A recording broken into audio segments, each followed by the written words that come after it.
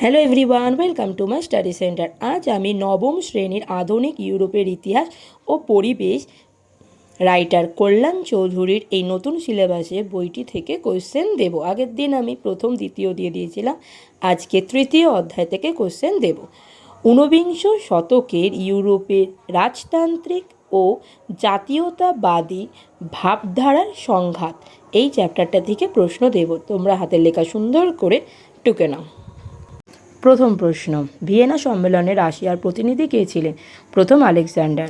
দ্বিতীয়, কে কী উদ্দেশ্যে act of justice আইন পাশ করেন? দশম চার্লস দেশে ফিরে আসার অভিজাতদের ক্ষতিপূরণ দেওয়ার জন্য।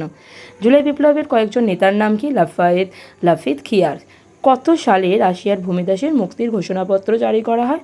1861 খ্রিস্টাব্দে 19 ফেব্রুয়ারি।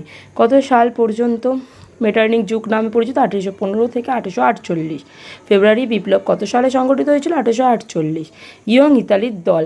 এগুলো সব শর্ট কোয়েশ্চেন, ঠিক আছে? যেখানে যেখানে তোমাদের অসুবিধা হবে অবশ্যই দেবে। যেমন 8 নম্বরে একটা প্রশ্ন গেল, ওখানে জিজ্ঞাসা চিহ্নটা পড়েনি, ওটা অবশ্যই দিয়ে দেবেন। গেটে কে ছিলেন?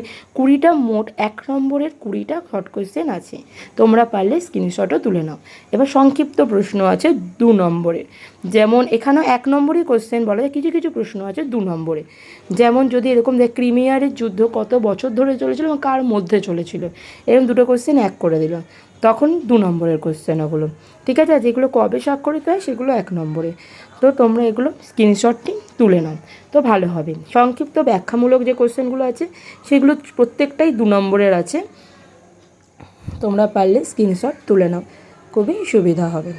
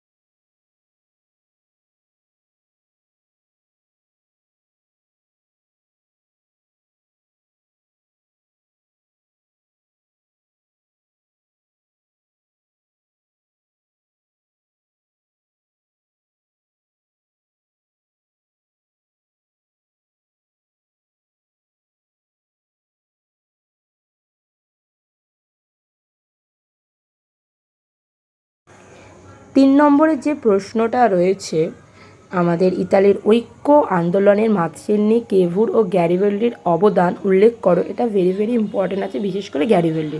তো এখানে ইম্পর্টেন্ট দিয়ে রাখবে, তোমরা ভালো করে পড়বে আর স্ক্রিনশট তুলে নাও। তো আর পরের ভিডিওতে দেখা হবে, আজকের জন্য টাটা।